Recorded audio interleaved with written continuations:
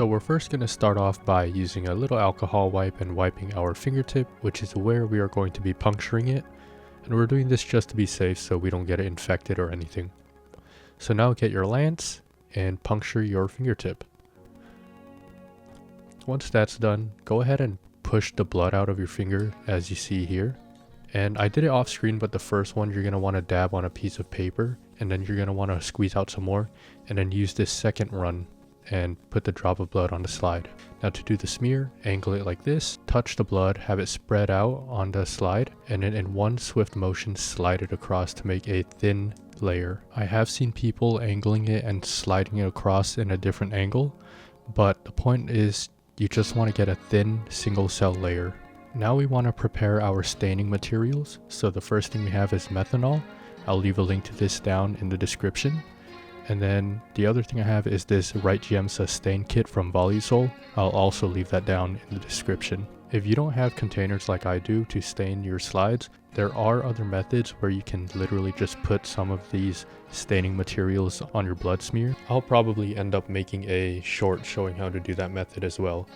So now we're just gonna put the other solutions inside of their respective dishes.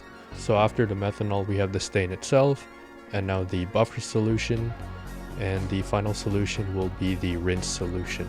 First, we're gonna do the methanol step, and what this does is it fixes the cells onto the slide, and make sure it's submerged for at least 30 seconds. After that, take it out and put it on some paper towels like I did here, and have it just drip down and dry off. And one more tip, what you'll notice later on is in my samples I have a bunch of little contaminants. Those are little filaments that came off of the paper towel. So in your experiment, make sure you're using a paper towel that doesn't have lint that can come off. Once it is done drying off, take it out and put it in the stain solution.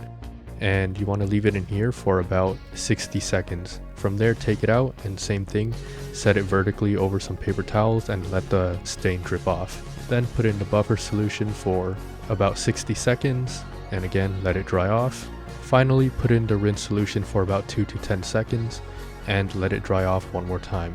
Make sure you never directly use paper towel or anything and touch the slide.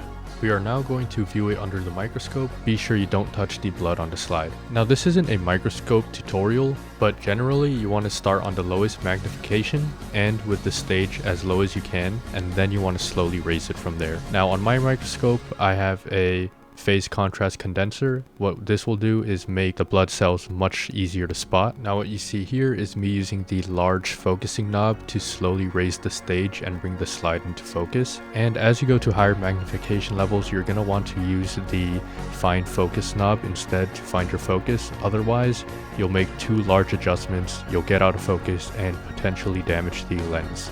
And that is pretty much it. You can observe your white blood cells, which will be stained purple, among other things such as parasites. And speaking of parasites, one parasite that you can actually see is the parasite that causes Chagas disease, known as Trypanosoma cruzi.